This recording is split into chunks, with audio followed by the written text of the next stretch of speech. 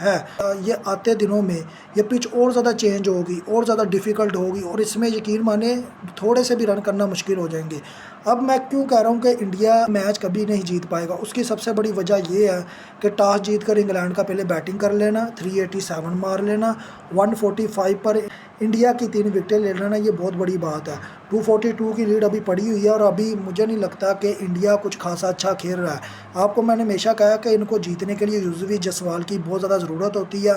आपने देखा होगा फर्स्ट टेस्ट सेकंड टेस्ट में उसका बड़ा इंपॉर्टेंट रोल रहा और अभी भी युजवेंद्र जायसवाल कुछ नहीं कर पाया फर्स्ट इनिंग में। हो सकता है सेकंड इनिंग में कुछ कर पाए, लेकिन मुझे नहीं लगता ये सेकंड इनिंग किसी भी टीम के लिए आसान होगी दोनों में से।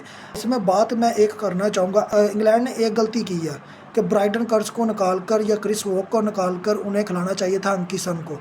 अंकी सन एक प्रॉपर ऑलराउंडर है, वो क्रिस वोक की जगह ले सकता था, उसके रिकॉर्ड्स लॉर्ड्स के अंदर बहुत अच्छे थे, लेकिन आई डोंट नो कि इन्होंने अंकी सन को क्यों क्लिक नहीं किया और क्यों उसको टीम में शामिल नहीं किया। आपके सामने आर्चर कुछ खासा बॉलिंग अटैक में कामयाब नहीं हो पाया और मुझे लगता है उस इंजरी के बाद आर्चर की वो वैल्यू नहीं रही जो पहले होती थी।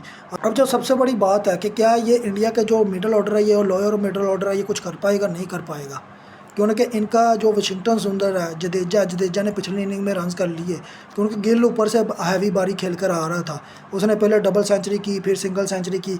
अब इधर जो नज़र आ रहा है ना तो गिल वो रन मार पाया, ना युजवेंद्र जायसवाल वो रोल अदा कर पाया।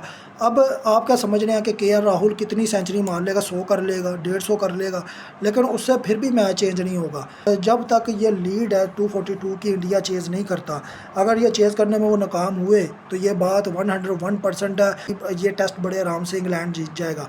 और जिसको लगता है कि जी इंडिया जीतेगा वो कमेंट में ज़रूर बताइएगा, लेकिन जैसे कि मैंने पिछला टेस्ट बताया था कि इंडिया जीत जाएगा, इंडिया जीता। अब जो टेस्ट मैच है उसमें साफ नज़र आ रहा है कि इंग्लैंड की जो कंडीशन है वो ज़्यादा तगड़ी है। उन्होंने सिर्फ सबसे बड़ी एक गलती की है, अंकी सन को इस मैच में ना लाकर आप ब्राइडन कर्स को बाहर बैठाते, आप क्रिस वोक को बाहर बैठाते, दोनों में से एक को बाहर बैठाते, लेकिन अंकी सन खेलना चाहिए था। वो आपको 40-50 की इनिंग देता तो मेरे ख्याल में ये 450 के करीब आपका रन जाता।